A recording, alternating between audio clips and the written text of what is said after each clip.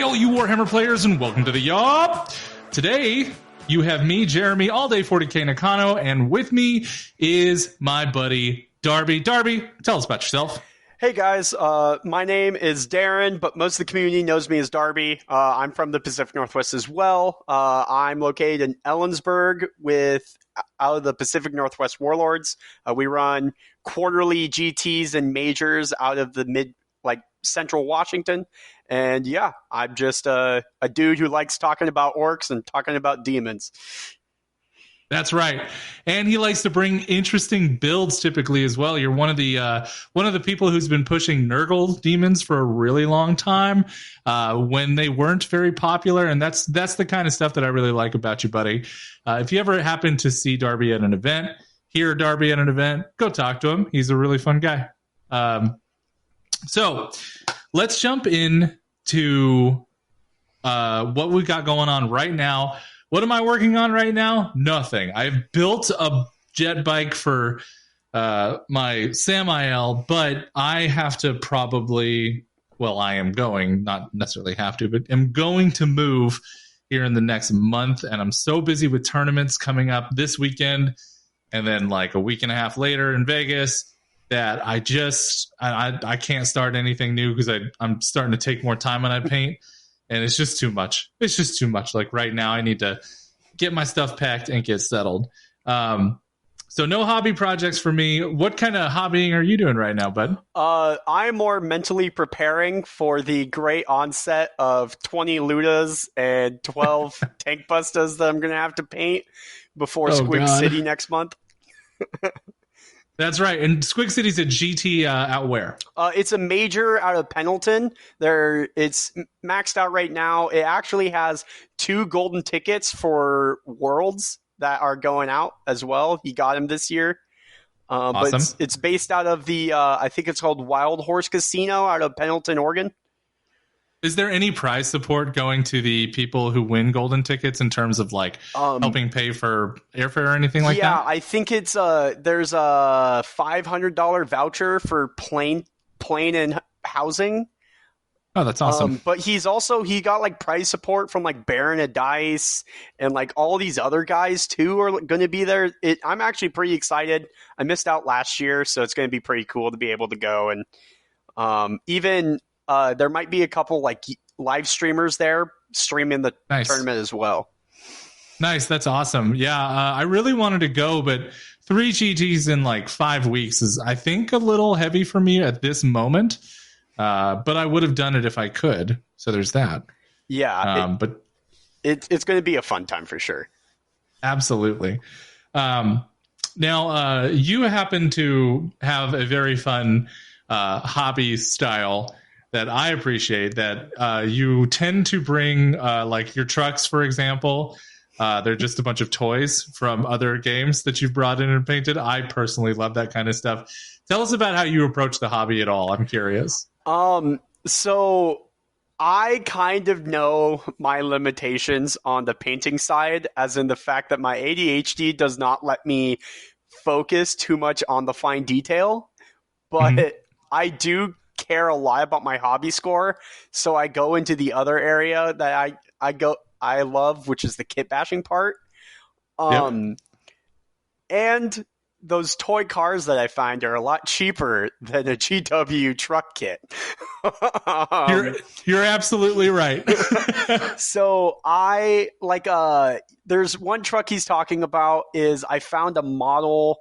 It was like a 1980s like Ford Ranger model car that Bailey, who's the owner of the local game store in Ellensburg, he sells model vehicle cars sometimes, and he had that car there for like $25, and I ended up buying it, and then I realized it was about twice as big as a truck was, so I took a Dremel and I just cut it in half, like the bed in half.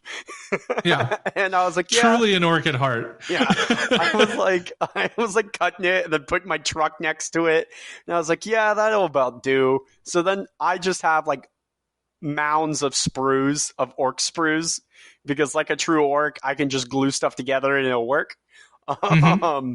So I did that. And then I was looking at the truck and I was like, you know what? I feel like this is missing something that would be really funny.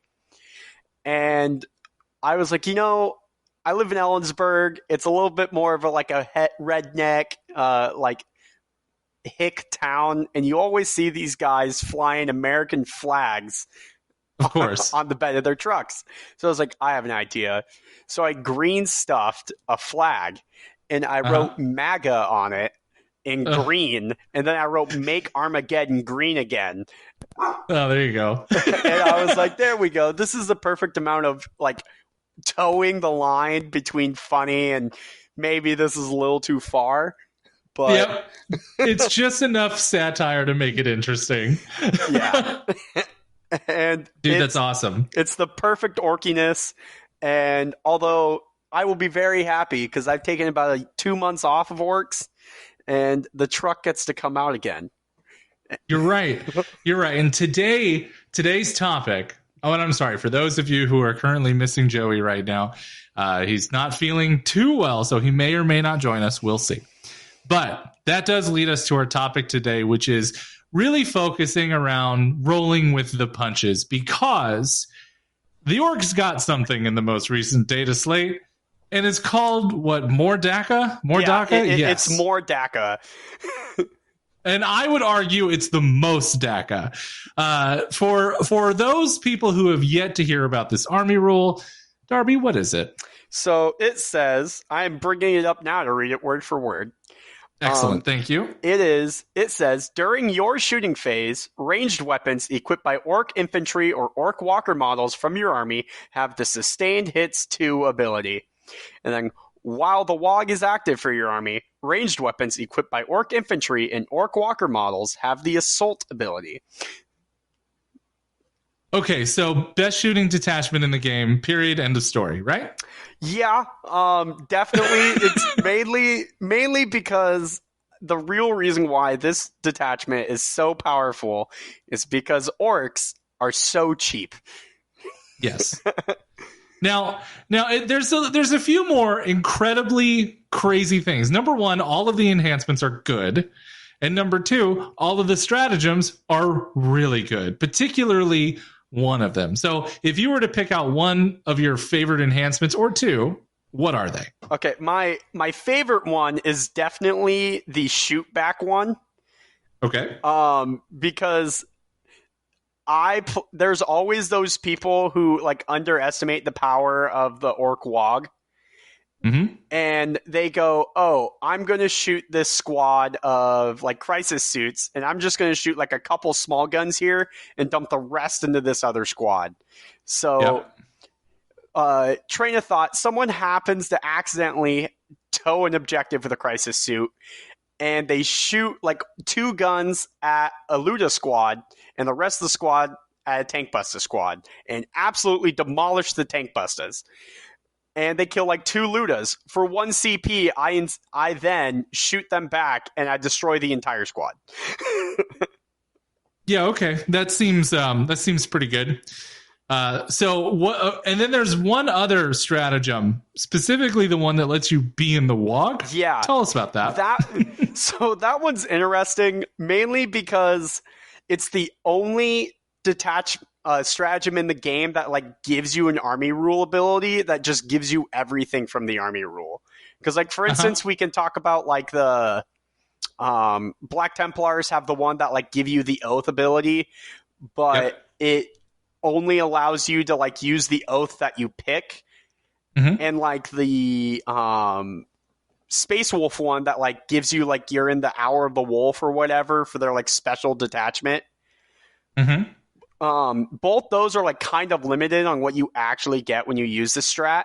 And this one is like, no, you just get all the buffs. So if you decide to run Gaz and a bunch of Mega Knobs, they get the WOG buff, which is advance and charge, and in this attachment, advance and shoot, +1 strength and attack. And they would get Makari's 12-inch lethal aura, the Mega Knob's 5-up feel no pain ability, and Gaz's crits on 5's ability.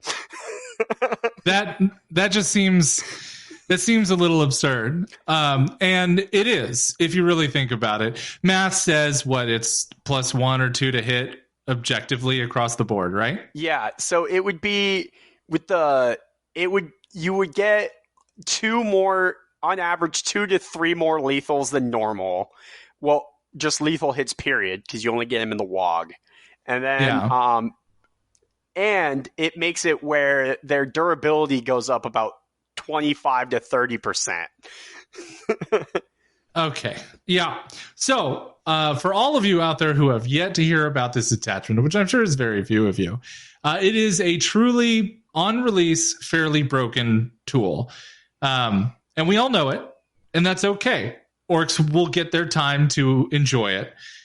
There will likely be a nerf in the near future because it is a very strong rule, especially because orcs make up for their profound poor shooting typically with number of shots.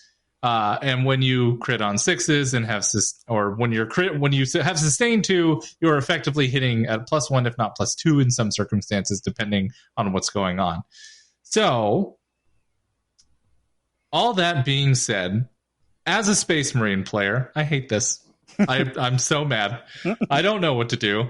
All of my plans so far are awful, but I'm going to go into it. I'm sure I'll play at least one GT against something, against this army at least once, and I'm going to get demolished, and I have to be okay with that. So let's talk about trying to maintain some level of positivity in regards to when you are experiencing this. So, Darby, bud, you remember the beginning of 10th edition, right? Yeah, I remember the joys of Eldari. Yeah, that was a miserable time. Like, objectively, from a gameplay standpoint, people put out the Eldari on the table, and you're just like, well, I don't know what to do. Because it doesn't matter what I do. Like, and people figured some stuff out. Like, people were able to do Grey Knights. But, like, what if you don't have Grey Knights? Darby, what do you do to maintain some level of positive mental attitude? Well, the main way I try and think about it is every army has that moment where they are just the worst army in the game. Yeah, and that's true. I have, at least how I try and think of it, is probably most of these players have played this army that's super broken, probably when it was the worst army in the game. And they just had to take it on the chin every time they played someone, knowing that even playing a bad army or like a not necessarily best player is an uphill battle just purely on datasheet to datasheet battles. Mm-hmm. Yeah. If we're thinking about Eldari of the past, of course, the Wraith Knight would just delete a squad in a single go, and you're like, okay, in Overwatch, which is wild. And then the Wraith Guard would delete 3. Yes, yeah, like you show a vehicle, and the vehicle just evaporates to the Wraith Guard. The 10-man brick with pistols that had dev wounds, and you're just like, why? And that kind of stuff can really like eat you, right? Yeah. There was that, and then there was also Custodes, because I played Orcs, and so Custodes had like army-wide fight first, basically, Yep.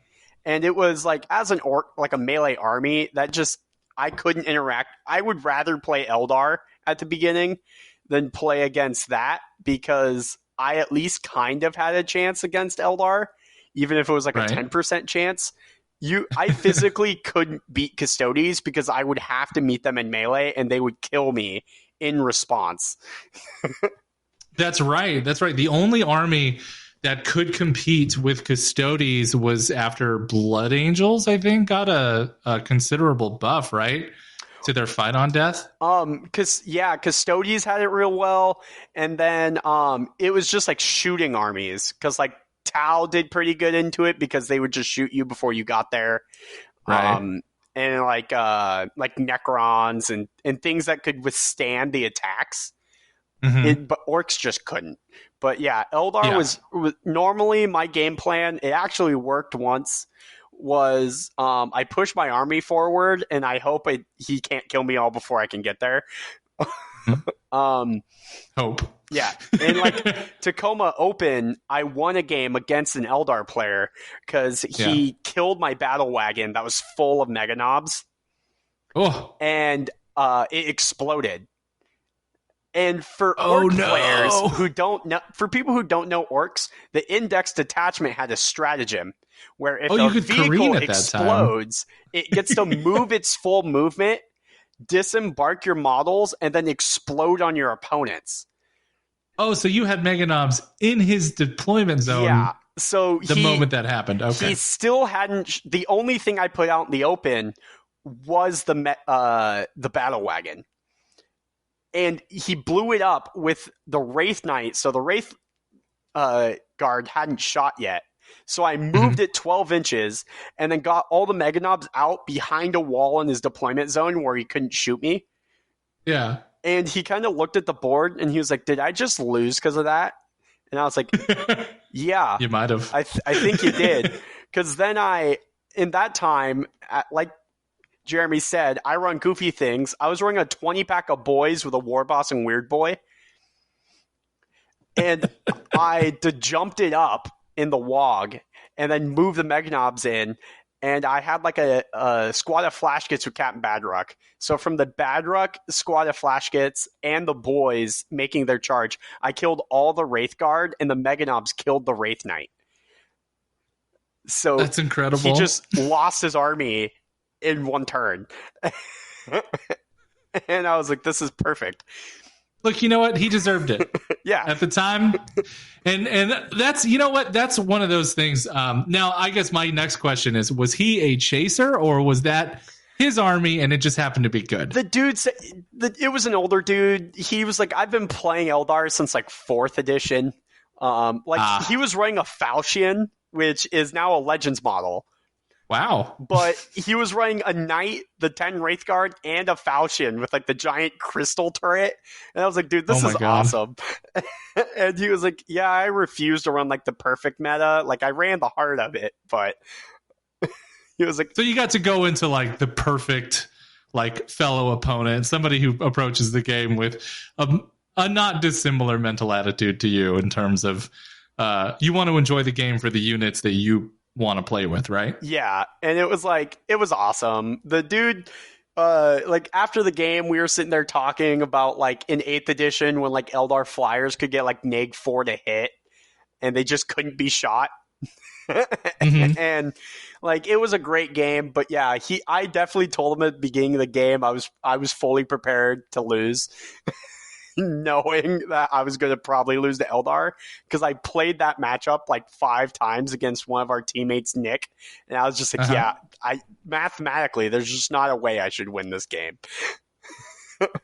But sometimes you just do. And that's one of the most important pieces about maintaining a positive mental attitude is that it's a dice game.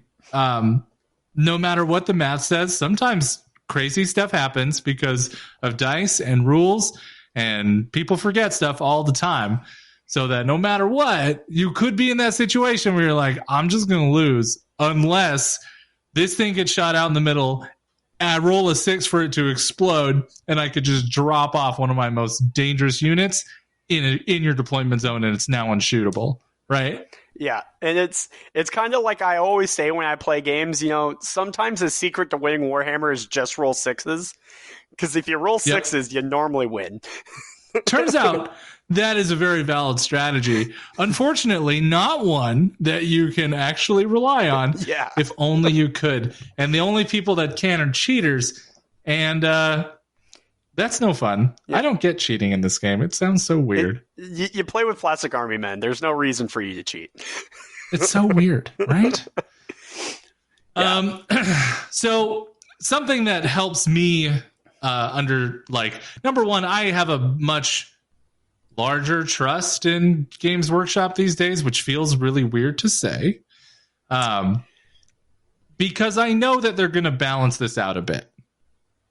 Even though the beginning was rough, they brought Josh on 6 months into 10th edition, and since then the game has been remarkably well balanced, right? Yeah, as someone who I came into 40K in like the middle of 8th edition, Mhm. And that was like right around the time when like the best list was the Castellan Knight, like 3 Blood Angel Smash Captains, and it was called the Oof. Loyal 32, because then you just spam Guardsmen.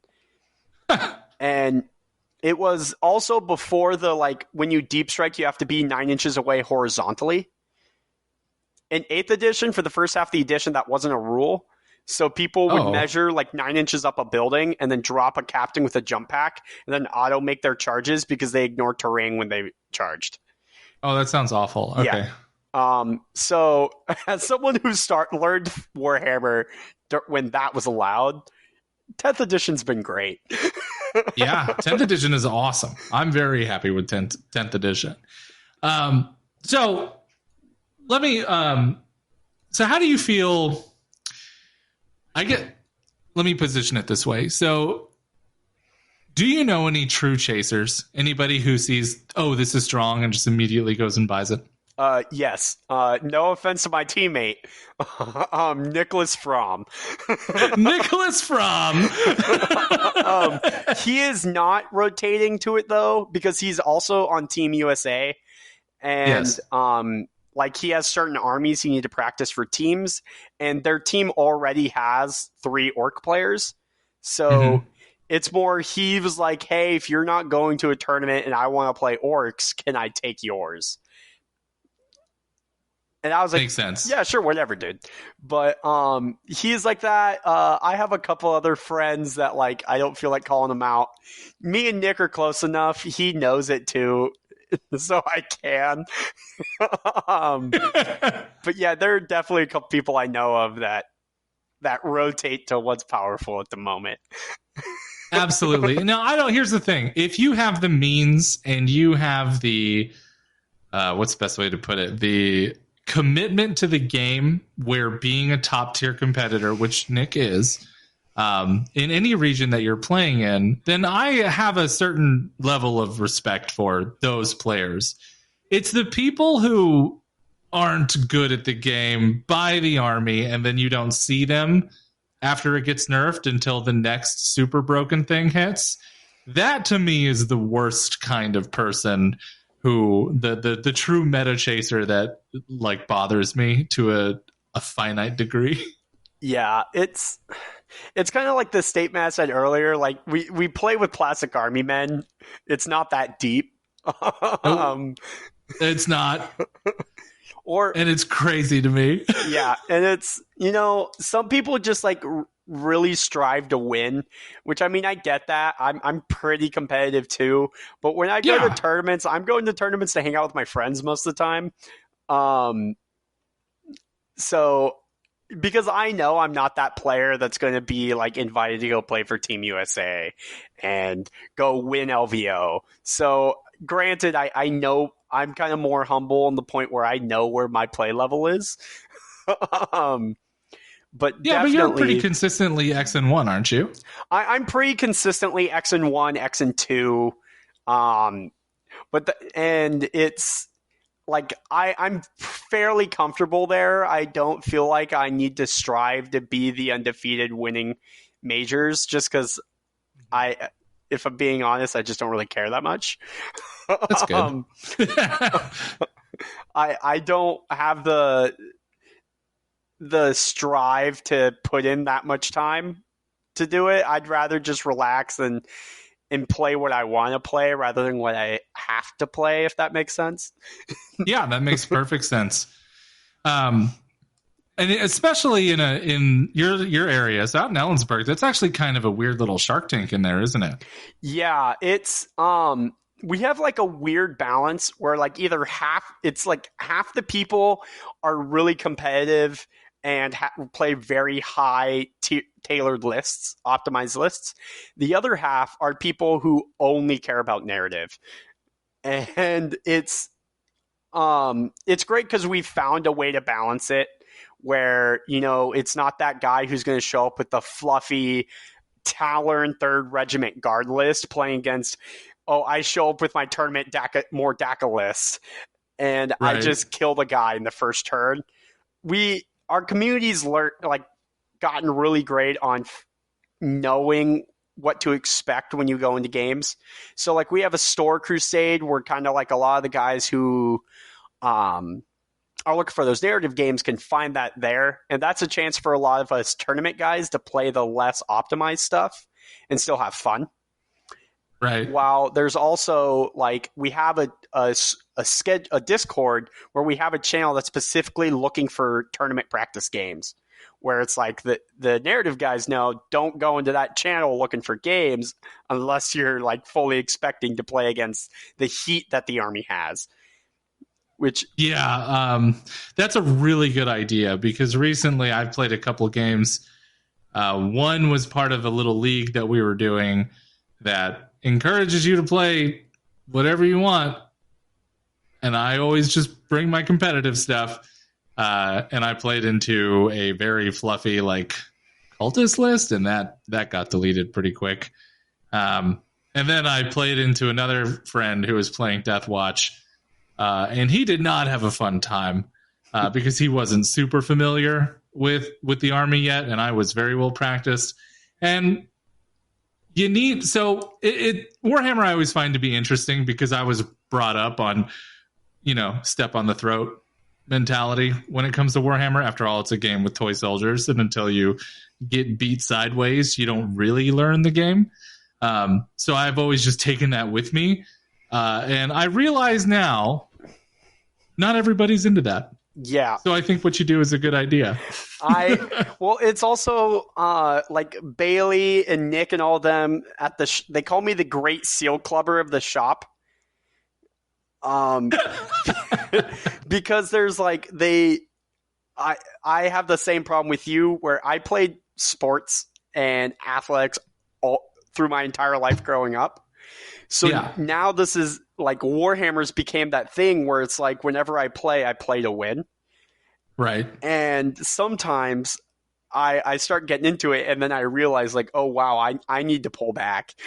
But a lot of time it's too late. So they call me the Great Seal Clubber because when a guy says they think they're ready for competitive play, they have them play me.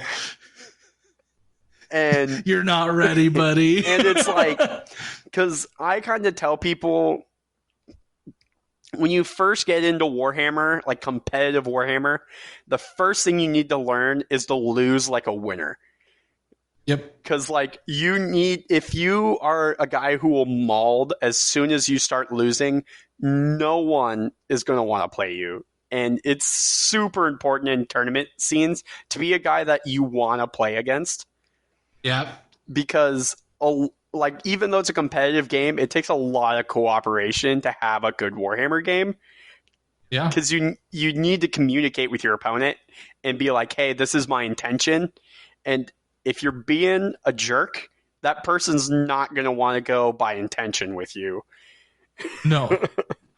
No. Always play with intent. And you can, and here's one thing I can say is you can be a hyper competitive player and still have really good games, even with the more casual people. You just explain what you're doing, move by move, why you're doing it, and how probably it's going to go. And everything will be fine generally, but sometimes people have a really bad time. Yeah, and it's a big thing too with like newer people or like casual. I normally also like I give them like unbiased opinions on like if I was in their shoes, what I would do. And I've done it in tournaments too, which is the problem of the guy who taught me how to do Warhammer is notorious for it too, Jason Bird, where we talk our opponents into beating us. Yep. And we're like, oops. I love Jason, man. He's so funny. When we paired up, when I went out to Ellensburg for that GT a while back, there was we got to the table, we looked at the mission, we looked at our armies. He looked at me and said, so I win this game in 2 rounds, yeah? And I just I did the same thing. I'm like, yep, that's pretty much how it goes, but I'm sure gonna try. And it was a good time. Yeah, Jason's a great dude. Yeah, he's one of those guys where if you see him from a distance just interacting with people, you're like, wow, he seems like a jerk. Then you start talking to him, you're like, no, he's actually a great guy. He's just an Yeah, edgelord.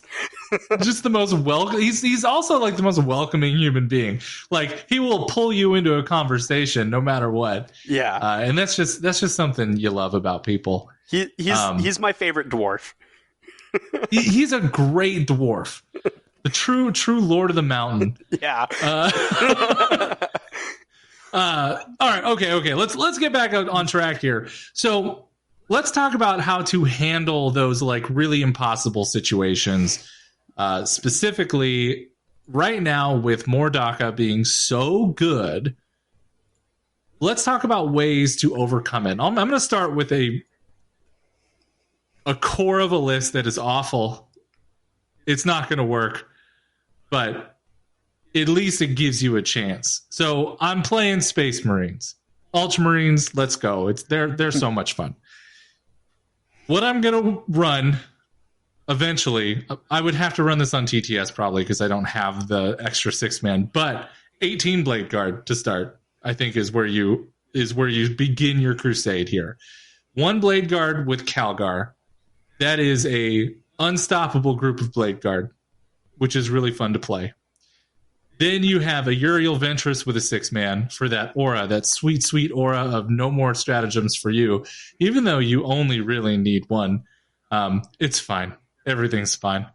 And then just 1 squad, maybe with a Judiciar or something along those lines. And then you load them up in Land Raider Redeemers. And that's probably about 1,600 points of stuff alone right there. And then you just have some scouts and stuff to hold your backfield. But you hinge your entire game on running up the field on a single turn, probably your advance and charge turn. You put 1 unit into advance and shoot to help clear the path of something so that you don't get overwatched with some like flash kits or something. Hopefully you can, either make the Land Raider take 1 or put 1 in position that will get overwatched instead. That way he's not, then you have at least 2 Land Raiders on the board ready to overwatch something that twitches. And then you get out and charge with all your stuff. And 2 damage weapons are great into orcs, and that's like 1,000,000 attacks. If you have a Gilliman, you get 2 oath targets, and then you probably lose right after that. But I think it's my most fun way that I could take to approaching trying to take on like a standard Mordaka list of 30 Ludas, 3 groups of tank bustas, and whatever you need, and that absurd little group of gits or whatever with the character. How do you feel about that list going into you? I feel like I'd be able to handle it just because I would stay in trucks and be like, okay, yes, you can kill my trucks. I have no problem with that until you come out in the open, and then I'll call the WOG and get a unit out and you overwatch it. And I'll be like, cool, that unit's done. I still have 5 more. But it definitely, I can see it because I feel like how you're going to have to beat this list is you're not going to beat the list, you're going to beat the player.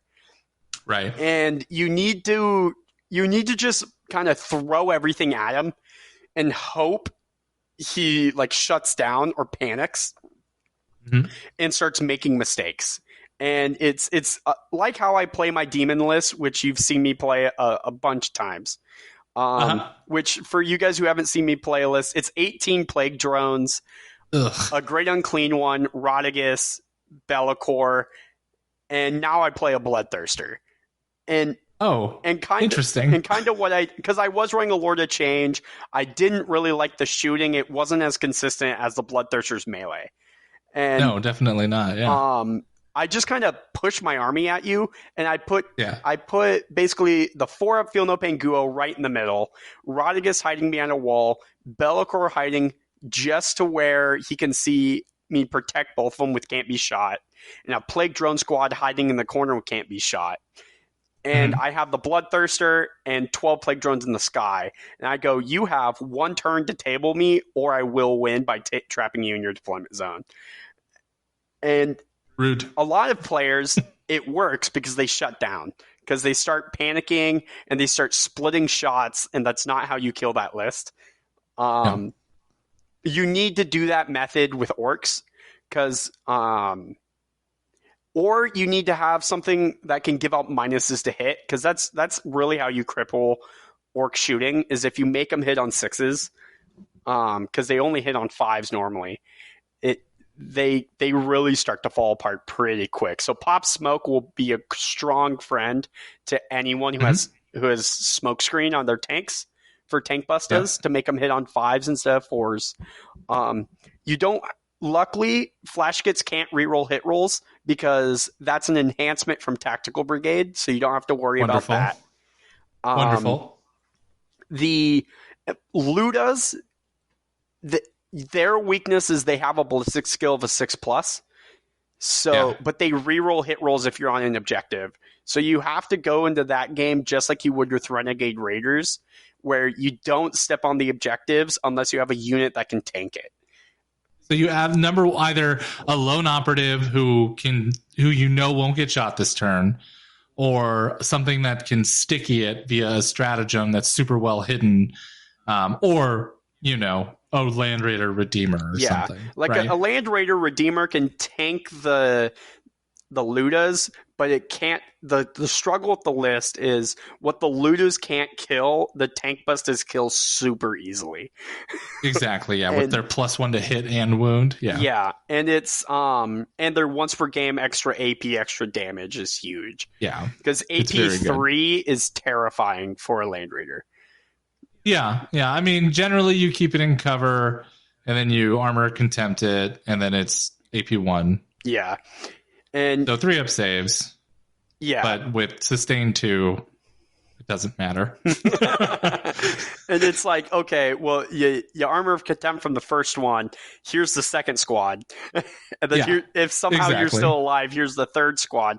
Plus, you've already taken 3 bomb squigs at this moment, so you've already taken 3d3 mortals. And yes, so okay. So how would you beat this list? Like, how do you beat Dakka as someone who has really looked hard into it? So I actually think melee armies are the way to do it. Like, I think World Eaters, the problem is you have to skew to like purposely beat Dakka, and you will have a hard time into other armies. Like, exactly. I think World Eaters with Forge Fiends will actually eat it alive. Really? Because the weakness is you're going to kill all my trucks, and then I'm just going to get out and shoot you. But the Forge Fiends kill the trucks. Right. And then it's because on average, one Forge Fiend normally has enough firepower to kill a truck. And because it's 3d3 shots of like 10-2-3, I think. Mm-hmm. And I believe trucks are T9, so they wound trucks on 3s, and they're putting the truck at a 5-up because it'll be in cover.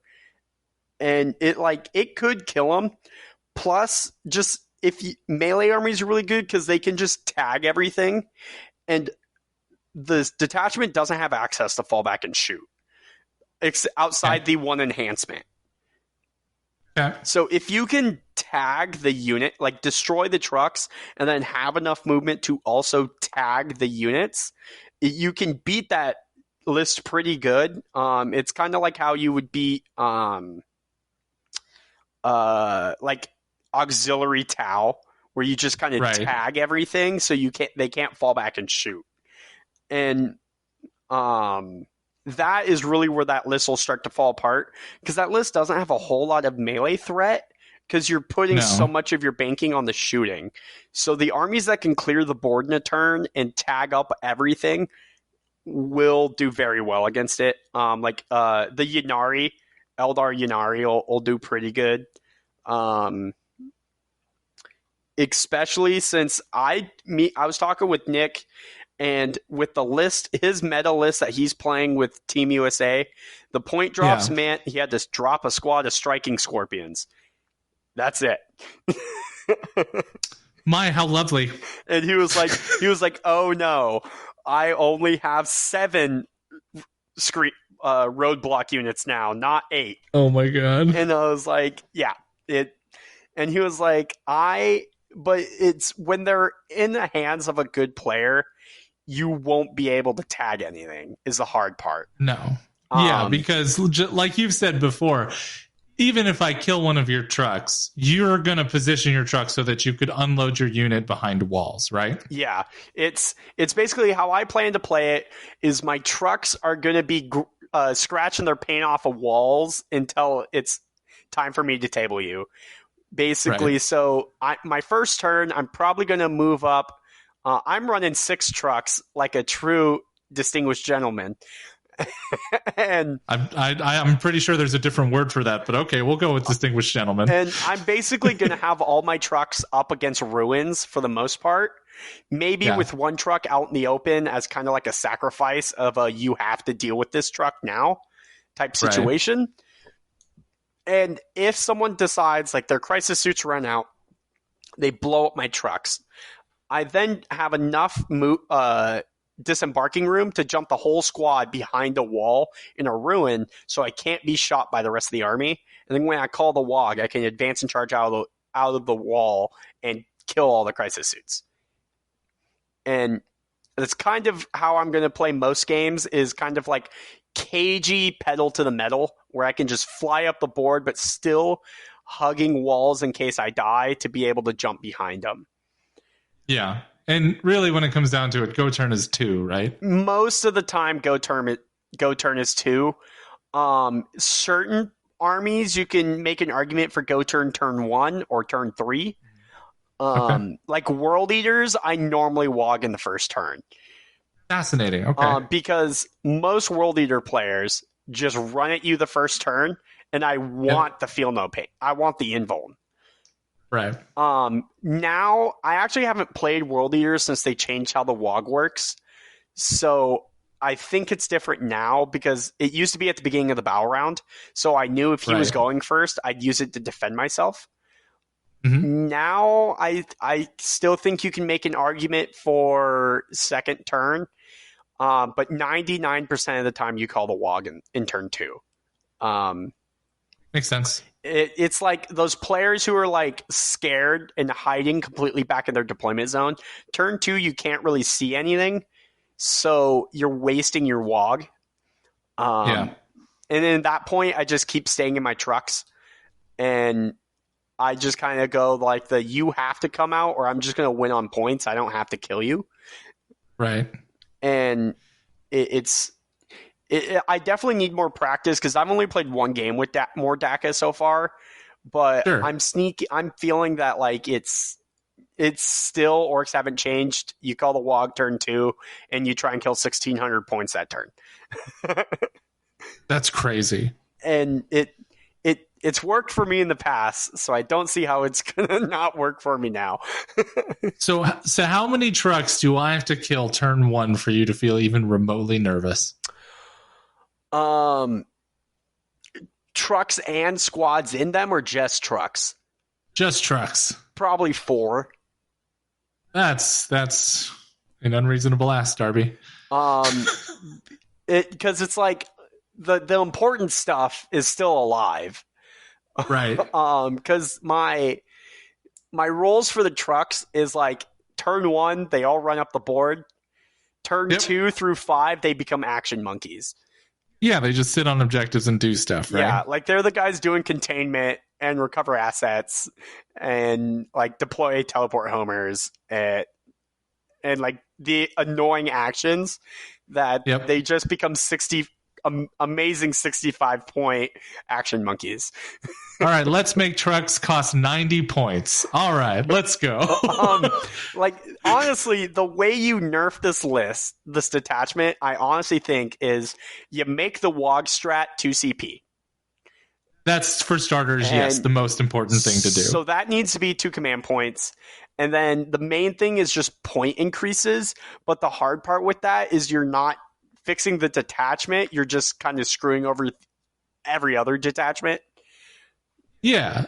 I the most eloquent nerf that I heard was from Anthony Vanilla on Stat Check earlier today, which he said just flip the army roll. make it so that you get your sustain 2 during walk, otherwise advance and shoot. Yeah, that could work a lot too. It's the debate then is why didn't they just change Speed Freaks? Because Speed Freaks detachment rule is advance and shoot. Right. So it's like I think even though I love it, they did royally mess up with this detachment. I think they should have just rewrote Speed Freaks and made more Dakka and Speed Freaks like one detachment. I completely agree. Like, I would rather, before I get another Space Marine detachment, like, fix First Company, make, Anvil Siege Force a little less prohibitive to play. Like, why do some of their stratagem cost 2 CP? Like, I don't really get it.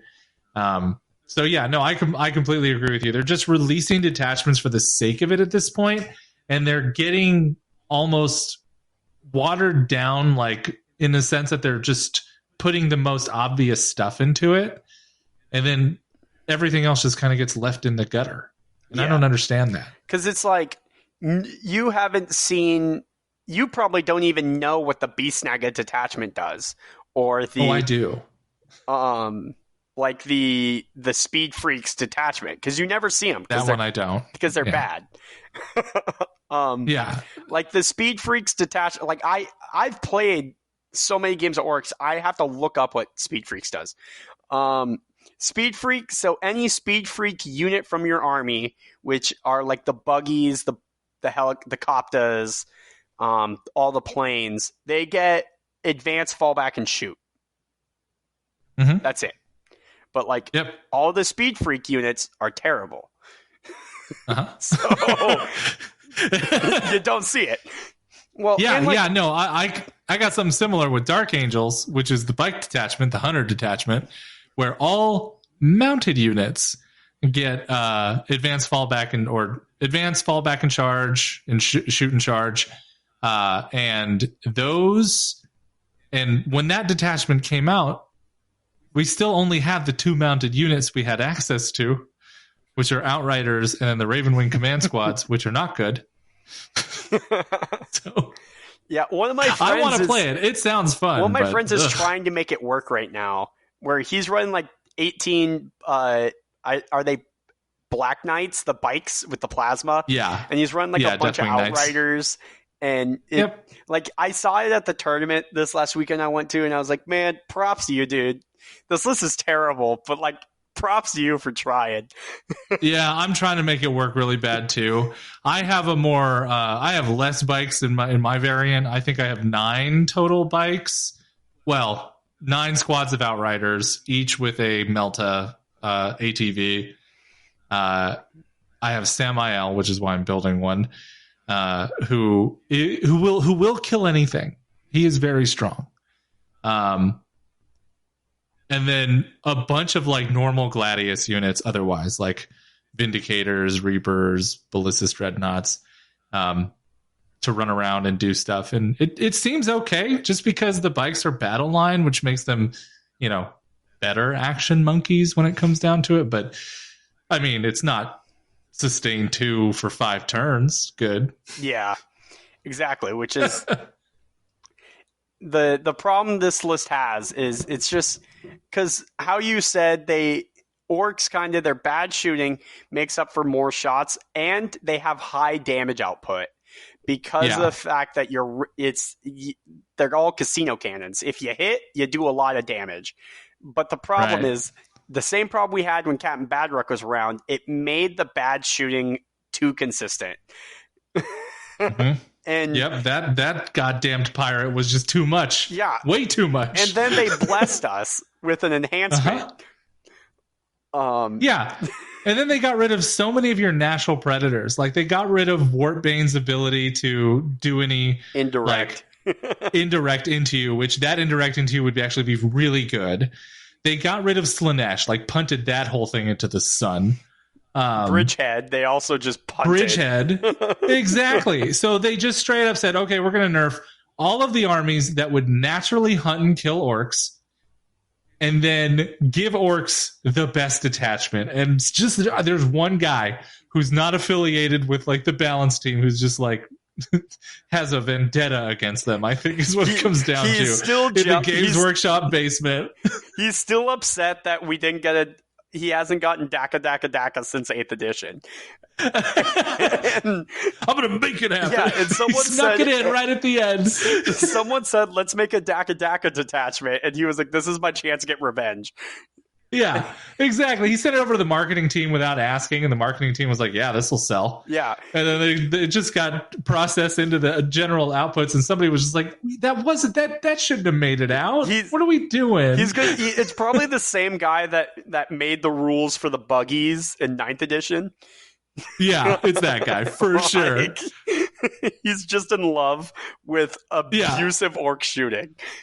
I'm just trying to like picture that guy in meetings. Like he shows up to the balance meeting and just yells "wog" as soon as he walks into it. Like, all right, Chuck, we get it.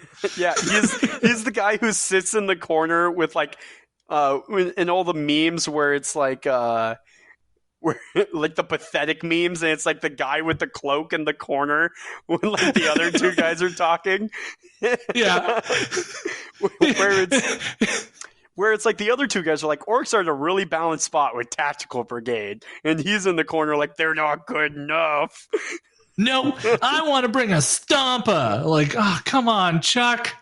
Just bring it down a notch. Unfortunately, I did try a Stompa because I am a man who will die on the hill trying to make the Stompa like viable. It's still How'd not. it go? At 800 points, it's not. I was about to say, like, 2 Vindicators kind of just kill that thing. One of my friends also tried it because he was like, hey, can I try out your orcs? So I made him like a goofy orc list with like 2 20-packs of Shoota boys with weird boys. Yeah. And it had a Stompa. And I was like, dude, what happened? He was like, the Stompa died turn 1. Yeah, it did. And I was like, because you could see it always. Yeah, I was like, what happened? He was playing against Tau, and he was like, I failed 5 saves, and I took 10 damage, and the railgun blew me up. And I was like, yep. Sounds about right. Okay. I think that covers most of orcs. We got a few minutes here. Let's talk about any other stuff in the data slate that you think was either cool, good, or bad. Is there anything that you want to kind of bring up that you think is at least interesting to discuss? I think Guard got overbeat.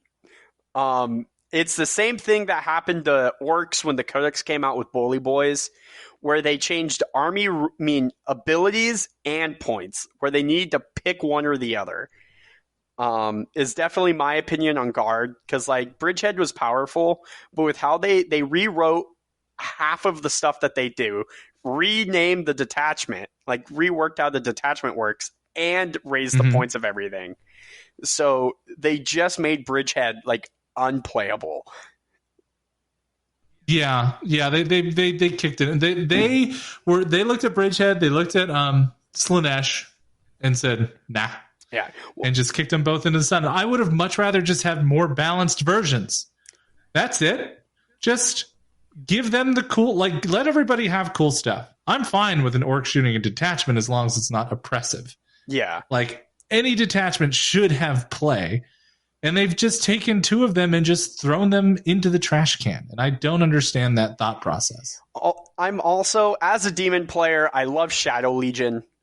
But also, rest in peace to Chariots. Yeah, that was the change that I think pushed most players over the edge. Because they were finally in a spot where they were okay. Yeah, and it was like...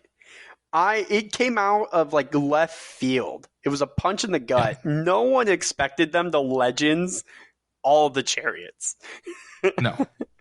No, that was something that nobody asked for. Not one person was like, this unit's the problem. Let's legends it. And it's like Karnak too. Like what Karnak do?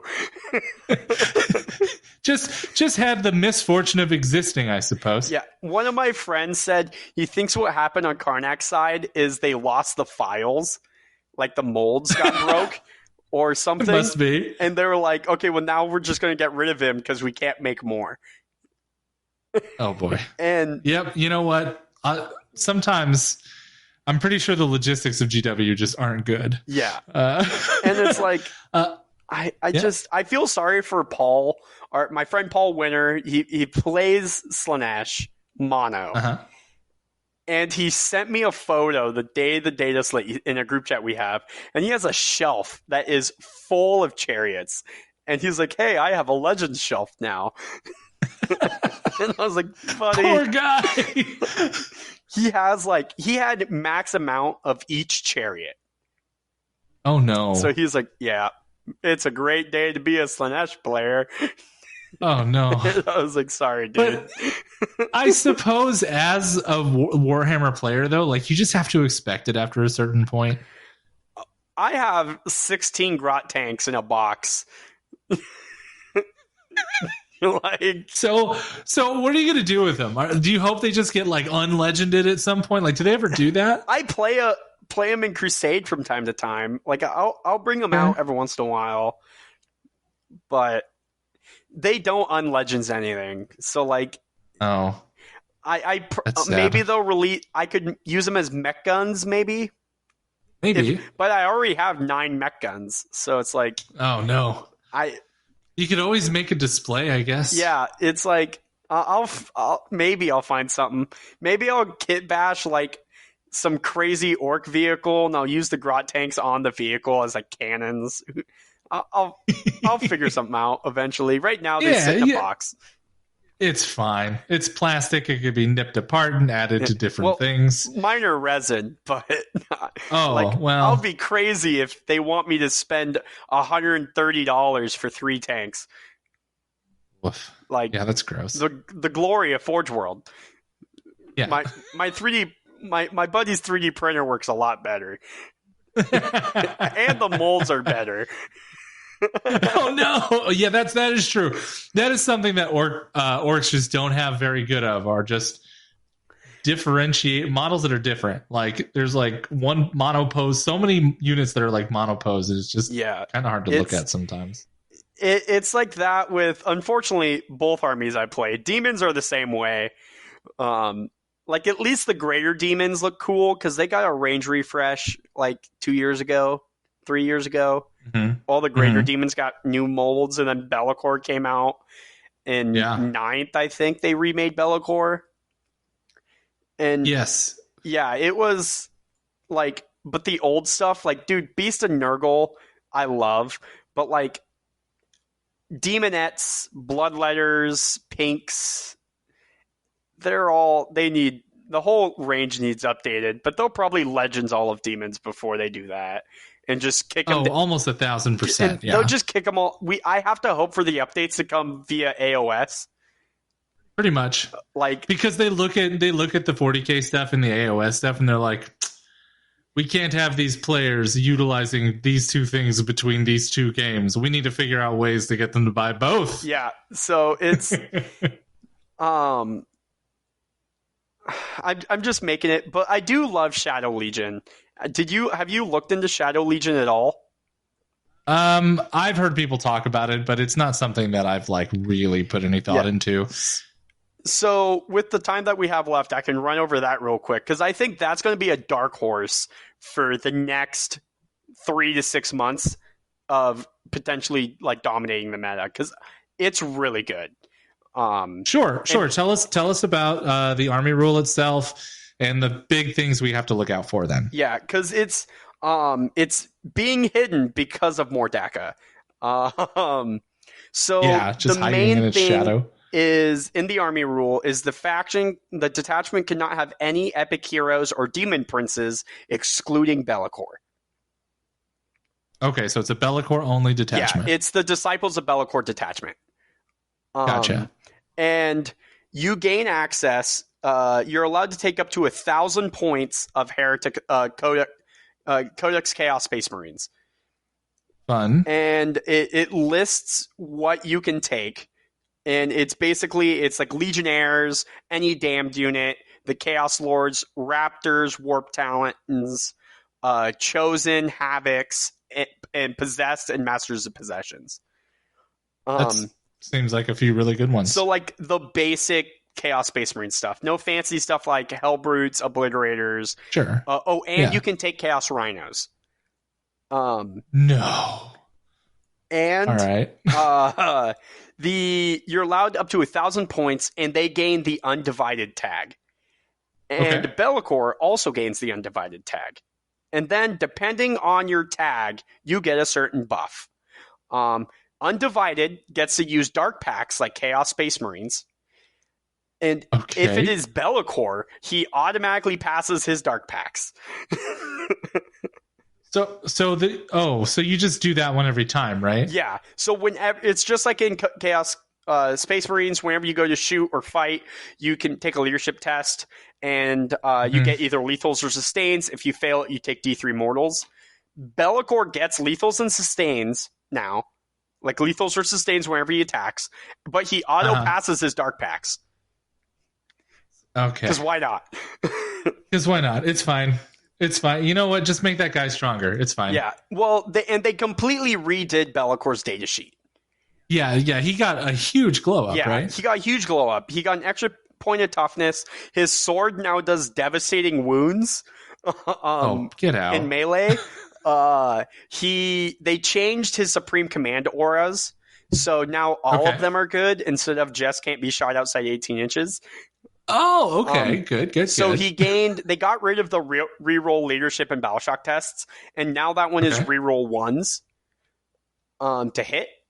The leadership aura is now just anyone who he becomes a Chaos Knight, anyone below starting strength has to take a Battleshock test. But for each person, and it'll be at -1 because you're in the Shadow of Chaos.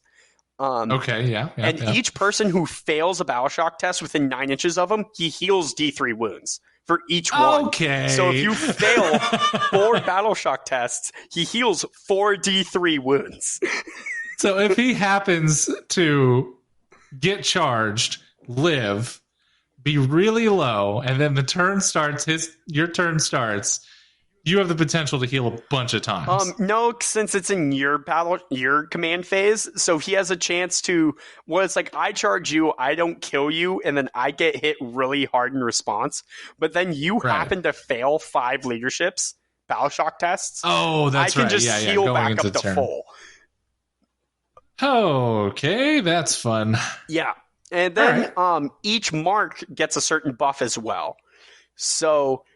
All Khorne units get advance and charge. Okay. All Tzeentch units get -1 to hit. Okay. All Nurgle units get -1 to wound if you're attacking them with an attack that's higher than their toughness. Okay. And all Slaanesh units cannot be fired Overwatch against. Okay. So this is better than everything else that demons have. Yeah, it's the best attachment, for sure. Like by a long shot, right? Yeah.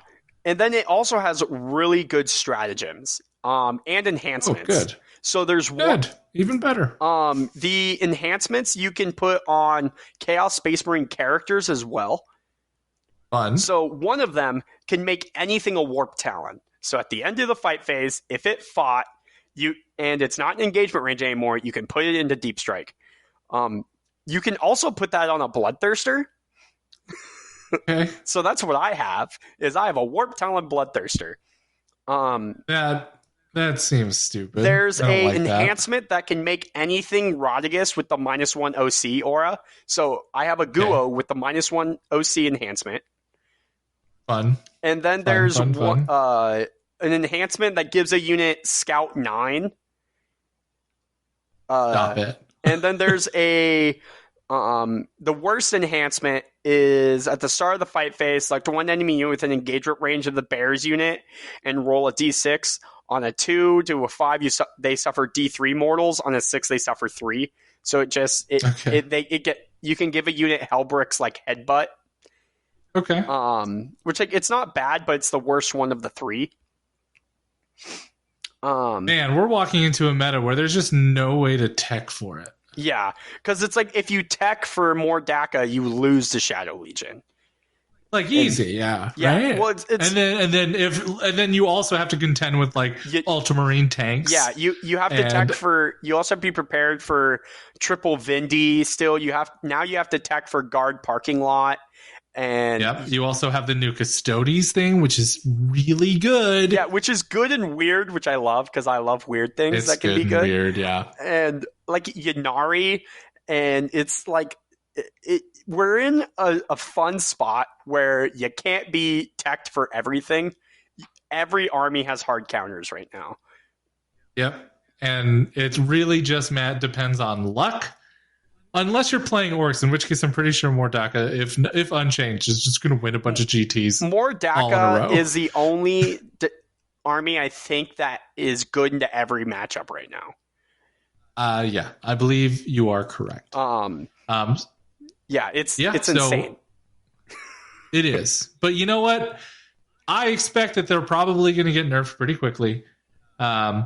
And we'll see how it goes. There's lots of options for everybody out there, which just points to the fact that Warhammer continues to be in a really good spot. And I think that's where we're going to leave it off for the day. Darby, thank you so much for being here, buddy. I appreciate you being able to make it when Joey could not. Thank you for your time. Yeah, of course. It was fun. I always love yapping about Warhammer.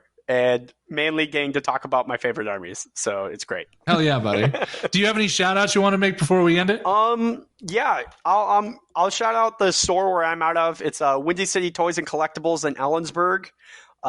We do also have a Twitch where sometimes we do stream out of.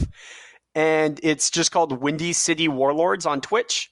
As well as I'll shout out my friend Jason Bird we talked about earlier. You can find him on YouTube at Warbird Battle Labs. He does streams of games every day. Normally, like he's doing Total War Warhammer 3 a lot. And like a lot of Diablo and stuff like that. He's right now doing a Torox the Brass Bowl playthrough. So you can check him out on YouTube. But yeah, those are two people I shout out. They show me a lot of love. It's only fair to my chance to show them love when I have a chance. And that's Bird with a Y. Yeah, Warbird, BYRD Battle Labs on YouTube. Yep. And so again, thank you. Check out those channels, guys. If you're ever in Ellensburg, go check out Windy City Toys. But thank you all so much for being here, and I hope we'll all see you at the next time at the Yawp. Bye, guys.